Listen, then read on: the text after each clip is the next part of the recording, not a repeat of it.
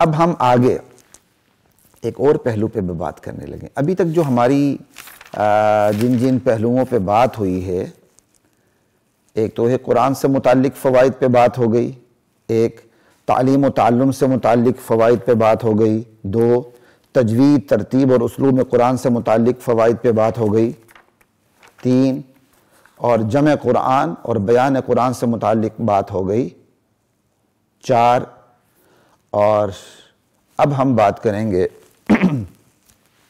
لا الہ الا اللہ کہ ان آیات سے جو اور فوائد بھی ملتے ہیں. نمبر 5 وہ ہے نبی علیہ السلام کو جو وحی کی بھوک لگی ہوتی تھی، جو وحی کا انتظار رہتا تھا، جو وحی کی تڑپ آپ میں ہوتی تھی، جو وحی کی رغبت آپ محسوس کرتے تھے اور جو وحی کی ضرورت آپ محسوس کرتے تھے، وہ بھی ان آیات سے مترشح ہوتی ہے، چھلکتی ہے، جھلکتی ہے، ٹپکتی ہے. نبی علیہ السلام جو وحی کی ضرورت محسوس کرتے تھے، رغبت محسوس کرتے تھے، تڑپ محسوس کرتے تھے، بھوک لگتی تھی آپ کو وحی کی کہ میں اللہ کے ساتھ ہم کلام ہو جاؤں. اس تڑپ کا، اس رغبت کا، اس بھوک کا، اس ضرورت کا ان آیات سے پتہ چلتا ہے یہ چیز چھلکتی ہے، جھلکتی ہے. اللہ اکبر، لا الہ الا اللہ. اور پھر چونکہ وحی آتی تھی تو آپ کو یہ بھی خدشہ رہتا تھا جبریل چلا جائے گا، کہیں مجھے وحی بھول نہ جائے. یہ خدشہ وحی کی تڑپ، بھوک اور رغبت میں مزید اضافہ کر دیتا تھا. لا الہ الا اللہ. عاشق مزاج لوگ جن کو محبت کی چوٹ پڑی ہو وہ اس کو اچھی طرح سمجھ سکتے ہیں. عشق سے مراد عشق حقیقی، عشق مجازی نہیں لے رہا. میرے بڑے قریبی ترین عزیز تھے، شہید ہو گئے. تو دورہ حدیث کے اندر ہمارے استاد پڑھا رہے تھے. خیر وہ مجھ سے 1 سال پیچھے رہ گئے تھے. تو جامعہ ترمذی پڑھاتے ہوئے عشق پہ کوئی بات آئی تو میرے اس عزیز نے استاد جی سے سوال کیا، استاد جی سنا یہ عشق مجازی جو ہے عشق حقیقی کی سیڑھی ہے، پہلی سیڑھی ہے. استاد جی نے بڑا عجیب جواب دیا، کہتا ہاں بیٹا، جو عشق مجازی پہ آ جاتا ہے نا تو وہ اسی سیڑھی پہ بیٹھ جاتا ہے. کیا کمال کا انہوں نے جواب دیا کہ عشق مجازی کو عشق حقیقی کی سیڑھی سمجھنے والے لوگ سن لیں، وہ اسی سیڑھی پہ بیٹھ جاتا ہے، اگلا تر ہی نہیں سکتا، جا ہی نہیں سکتا. اصل عشق تو اللہ کے ساتھ ہے بس، اور اللہ کے حکم سے رسول کے ساتھ ہے، صحابہ کے ساتھ ہے، پھر آگے حلم جرا. لا الہ الا اللہ. تو یہاں جو محبت کو جن کو چوٹ پڑی وہ جان سکتے ہیں.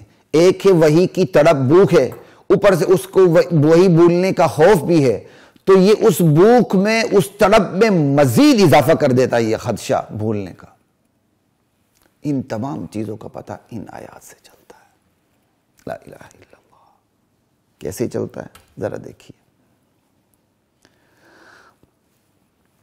لا تحرک به لسانک لتعجل به. قرآن کو جلدی جلدی لینے کے لیے آپ اپنی زبان کو حرکت نہ دیں. تھوڑا سا اس پورے منظر کو تو سامنے رکھیں نا. ابتداء وحی کا زمانہ ہے، پورا ماحول مشرکانہ ہے، کافرانہ ہے، اور آپ اس میں اللہ کے حکم سے صدا بلند کرتے ہیں، یا اللہ کبریائی صرف تجھے جچتی ہے. وَرَبَّكَ فَكَبِّرْ. کبریائی صرف اللہ کو جچتی ہے، بڑائی صرف اللہ کو جچتی ہے. داتا دستگیر غوث صرف وہی ہے اور کوئی نہیں. میری مشکلات کو وہی جانتا ہے، وہی حل کر سکتا ہے. مجھے شفا یاب وہی کر سکتا ہے. مجھے بیٹے بیٹیاں وہی دے سکتا ہے. مجھے تخت سلطنت پر وہی بٹھا سکتا ہے. مجھے تخت دار پر بھی وہی چڑھا سکتا ہے. عزت، ذلت، بادشاہت، امیری، غریبی، فقیری، یہ سارے کام اللہ کے ہاتھ میں، بزرگوں کے ہاتھ میں، مزارات کے ہاتھ میں، قبروں کے ہاتھ میں کچھ بھی نہیں ہے. یہ خدائی اختیارات صرف خدا کو جچتے ہیں. سب سے نفی کرتے ہوئے ایک اللہ کی بڑائی بلند کرنا، اس میں مشکلات سامنے نہیں آئیں گی. اس میں بندہ اجنبیت محسوس نہیں کرے گا. ایمانداری سے بتائیں، اگر آپ گھر کے ایک ایسے فرد ہیں کہ آپ اپنے گھر میں تنہا ہو چکے ہیں، ماں باپ بھی ساتھ نہیں، بیوی بچے بھی ساتھ نہیں، بہن بھائی بھی ساتھ نہیں، دوست احباب بھی ساتھ نہیں، معاشرہ بھی ساتھ نہیں، آپ کی عادات ہی کچھ ایسی ہیں، تو آپ کتنی تنہائی محسوس کریں گے. بندہ صرف تخیل میں سوچ لے کہ میرے بیوی بچے میرے ساتھ نہیں، میرے ماں باپ میرے ساتھ نہیں، میرا معاشرہ ساتھ نہیں، سب میرے مخالف، میں اکیلا ہوں، کتنی اجنبیت محسوس ہوگی۔ یہ صرف ایک تخیل دے رہا ہوں، یہ تخیل کر کے ذرا سوچیں۔ اس سے کہیں زیادہ اجنبیت اللہ کے نبی کو محسوس ہوتی تھی اس مشرکانہ ماحول میں۔ ایک تو شرک کی وجہ سے اجنبیت محسوس ہونا، اور دوسرا دعوت اسلام کو بلند کرنے کی وجہ سے اجنبیت محسوس ہونا۔ فاصدع بما تؤمر واعرض عن المشرکین، میرے نبی آپ کو جو حکم دیا جا رہا ہے کھول کے بیان کریں، ان مشرکین سے اپنے آپ کو دور رکھیں۔ اب اس مشرکانہ ماحول کے اندر جب اللہ کے نبی نے دعوت کا علم بلند کیا، پرائے تو پرائے اپنے بھی مخالف ہو گئے، تو وہ حدیث یاد رکھیے گا جو ہم اس سے پہلے بیان کر چکے ہیں کہ ورقہ بن نوفل نے رضی اللہ عنہ نے جب حضور کو کہا آپ کی قوم آپ کو نکال دے گی، کاش اس وقت میں توانا ہوتا، کاش میں اس وقت توانا ہوں، کاش میں اس وقت زندہ رہوں، کاش میں اس وقت توانا رہتا۔ اللہ کے نبی تعجب سے فرماتے او مخرجیہم، ارے میری قوم، میرے اپنے مجھے نکال دیں گے؟ کہا ہاں، جو پیغام آپ لے کر آئے ہیں، وہ جو پیغمبر بھی لے کر آیا اس کے ساتھ یہی سلوک ہوا ہے۔ یہ آپ سارا منظر سامنے رکھیں، اس پورے منظر کو سامنے رکھتے ہوئے پھر آپ دیکھیں کہ اپنے پرائے تو پرائے اپنے بھی مخالف ہو گئے ہیں، حضور اجنبی بن چکے ہیں، چچا ابو لہب بھی پتھر مار رہا ہے، ابو طالب بھی ساتھ نہیں ہے، ابو جہل بھی ساتھ نہیں ہے، سرداران قریش ساتھ نہیں ہیں، وہ لوگ ساتھ نہیں ہیں جو آپ کو صادق اور امین کہتے تھے، جنہوں نے آپ کو الصادق اور الامین کا لقب دے رکھا تھا، وہ ساتھ نہیں ہیں، کوئی بھی ساتھ نہیں ہے، جو ساتھ ہیں وہ انگلیوں پر گنے جا سکتے ہیں۔ بس مسلمان قسم پرسی کا شکار ہیں، بے وسائل ہیں، بے اختیار ہیں، جو کچھ ہے دنیا کا کر و فر، اختیارات، قوت، طاقت مخالفین کے پاس ہے، رشتے ناتے ٹوٹ چکے ہیں، کوئی سننے والا نہیں، سنانے والا نہیں، قریب آنے والا نہیں، اور کوئی اجنبی قریب آنے کی کوشش کرتا ہے تو حضور سے اس کو دور رکھا جاتا ہے کہ اس کے قریب نہ جاؤ۔ الزامات کی بوچھاڑ ہے، کوئی شاعر کہہ رہا ہے، کوئی ساحر کہہ رہا ہے، کوئی کاہن کہہ رہا ہے، کوئی مجنون کہہ رہا ہے، کوئی کہہ رہا ہے یہ کلام کو گڑھ رہا ہے، کوئی کیا، جو جس کے منہ میں آتا ہے وہ ہر قسم کے الزامات گڑھ رہا ہے۔ اور نضر بن حارث جیسے اللہ کے نبی کی دعوت کا مقابلہ کرنے کے لیے ایران جاتے ہیں، شاہان عجم کی قصے کہانیاں خرید کے لاتے ہیں، شراب شباب کباب کی محفلیں کنڈکٹ کرتے ہیں، برپا کرتے ہیں، اور پھر ان میں لوگوں کو شریک کرتے ہیں، جس کے بارے میں خطرہ ہوتا ہے کہ یہ محمد کی دعوت سے متاثر ہونے لگا ہے صلی اللہ علیہ وآلہ وسلم، اس پر زیادہ محنت کرتے ہیں، پھر کہتے ہیں یہ دیکھو یہ شراب شباب کباب اور کی محفلیں یہ بہتر ہیں یا محمد کی خوشک دعوت بہتر ہے۔ انا للہ و انا الیہ راجعون۔ یہ ایک پوری میں ایک آپ کو منظر کشی کر رہا ہوں، تنہائی کی، اجنبیت کی منظر کشی کر رہا ہوں، اور یہ منظر کشی تو اللہ تعالیٰ نے بھی کی ہے۔ بدأ الاسلام غریبا، اسلام جب طلوع ہوا تھا تو اجنبی تھا، وسيعود غریبا کما بدا، عن قریب اسلام پھر سے اجنبی ہو جائے گا۔ اسلام طلوع ہوا تو اجنبی تھا، کوئی قریب نہیں تھا، تنہائی کا شکار تھا، عن قریب یہ اسلام پھر اجنبی ہو جائے گا، کوئی اسے لینے والا نہیں ہوگا۔ فطوبى للغرباء، اجنبی اسلام سے، اجنبی دستور حیات سے چمٹ کے اجنبی بن جانے والوں کے لیے اللہ کی طرف سے خوشخبری ہو۔ اللہ اکبر، یہ حدیث بھی تو ہے نا، اللہ اکبر۔ یہ اجنبیت کی منظر کشی تو خود اللہ نے کی ہے، میرے اللہ نے کی ہے۔ بس اس پوری اجنبیت کے ماحول کو سامنے رکھیں، اور ساتھ کون ہے؟ اللہ، اللہ، صرف اللہ۔ قل هو اللہ احد اللہ الصمد لم یلد ولم یولد ولم یکن لہ کفوا احد۔ ساتھ کون ہے؟ صرف اللہ ہے۔ اور جب اجنبیت کے ماحول میں ایک ساتھی ساتھ ہو تو ہر وقت یہ تقاضا ہوتا ہے وہ ساتھی میرے ساتھ رہے، میرے دکھ میں، میرے درد میں، میری خوشی میں میرے ساتھ شریک رہے، مجھ سے ہم کلام ہو، مجھ سے سرگوشی کرے، میرے دکھ کو بانٹے، میرے دکھ کو اٹھائے، اور میرے لیے سہارا بنے، میرے لیے پشتیبان بنے۔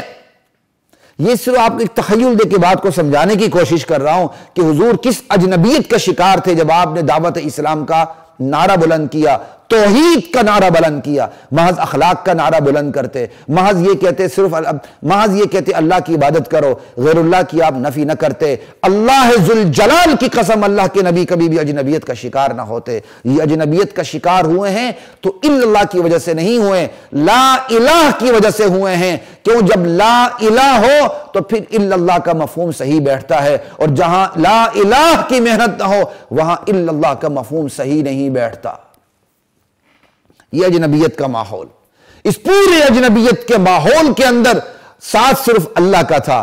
ایسے میں دیکھیں وقت کے نبی کو، وہ بھی محمد الرسول اللہ، وہ بھی خاتم المعصومین، وہ بھی خاتم النبیین کو وحی کی کتنی تڑپ ہوتی ہوگی، کتنی رغبت ہوتی ہوگی، کتنی محبت ہوتی ہوگی، ہر وقت کتنا اندر سے کلیجہ اور اندر سے دل تڑپ رہا ہوتا ہوگا کہ میں اپنے اللہ سے سرگوشی کروں، اللہ جبرائیل امین کو میرے پاس بھیجے، میں اللہ سے ہم کلام ہو جاؤں، اللہ کو اپنے دکھ بیان کروں، اللہ کو اپنا درد سناؤں۔ مشرکین جو مجھ پر اعتراضات کرتے ہیں وہ اعتراضات اٹھا کے میں اللہ کو سناؤں، اور میں چاہتا ہوں کہ یہ اعتراضات اللہ کو پہنچیں، اللہ مجھے اس کے جواب دیں، میں ان کی رہنمائی کروں۔ یہ لوگ مجھ سے منہ موڑ کے اجنبی بن چکے ہیں، یا اللہ تیری وجہ سے میں چاہتا ہوں تیرا پیغام ان کو سمجھا دوں تاکہ ان کی اجنبیت ختم ہو جائے، یہ تیرے بن جائیں، جب تیرے بن جائیں تو پھر یہ میرے بھی بن جائیں۔ لا الہ الا اللہ۔ یہ صرف میں نے آپ کو جو پوری منظر کشی اپنی بساط کے مطابق کرنے کی کوشش کی ہے، یہ صرف یہ سمجھانے کے لیے کہ اس ماحول میں اللہ کے نبی کو کتنی وحی کی تڑپ لگی ہوتی تھی۔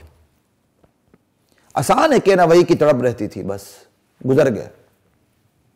تھوڑی سی منظر کشی بھی ہونی چاہیے کہ بھئی وحی کی تڑپ آخر کیوں لگی رہتی تھی۔ یہ وجوہات تھیں۔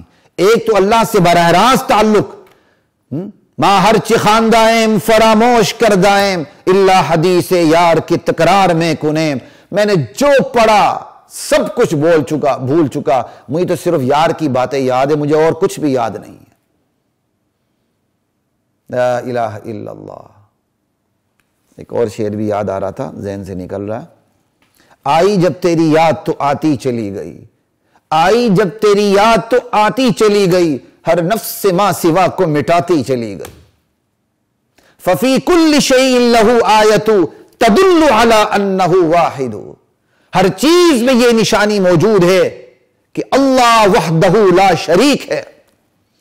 تو اللہ کا اللہ ہونا اور محمد الرسول اللہ کا اللہ کی الوہیت کی وجہ سے، ربوبیت کی وجہ سے، خالقیت کی وجہ سے، مالکیت کی وجہ سے، حاکمیت کی وجہ سے جو ایک براہ راست تعلق تھا، محبت کی انتہا تھی، وہ تو تھی، لیکن ماحول کی اجنبیت کی وجہ سے بھی اس محبت کو ضربیں لگ گئی تھیں کہ حضور کے دکھ درد کو سننے والا ماحول میں کوئی نہیں تھا، حضور کے دکھ درد کو سننے والا ماحول میں کوئی نہیں تھا، حضور اجنبی تھے۔ ایسے میں مزید کتنی ضربیں لگ گئی ہوں گی اللہ کے نبی کو، اللہ کے نبی کی محبت کو، کہ وہ اپنے پروردگار کے ساتھ باتیں کرے، راز و نیاز کی باتیں کرے، گفت و شنید کرے، اپنا درد سنائے، اپنا دکھ سنائے، اور ان دکھ کو ختم کرنے کی پروردگار سے التجا کرے۔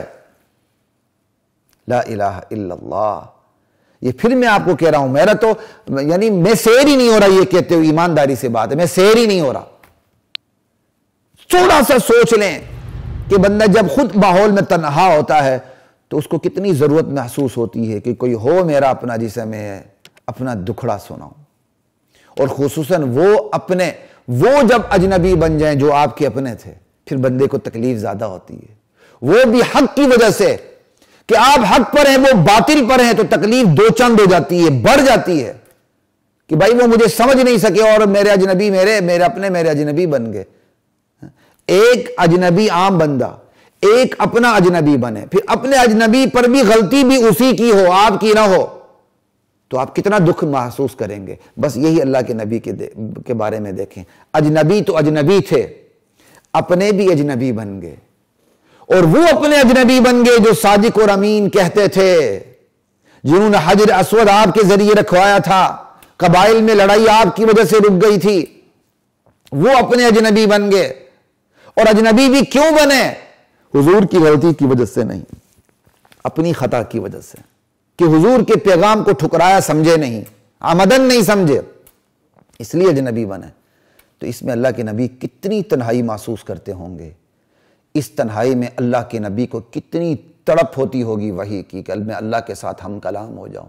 ایک اللہ سے تعلق اپنی جگہ، اس تعلق کے علاوہ ماحول نے اس تعلق پر ضربیں لگا دی تھیں. اور پھر ایک اور چیز بھی ضرب لگانے والی تھی، محبت کو ضربیں لگانے والی، تقسیم کرنے والے نہیں، ضرب لگانے والی، اٹھانے والی. وہ کیا تھی؟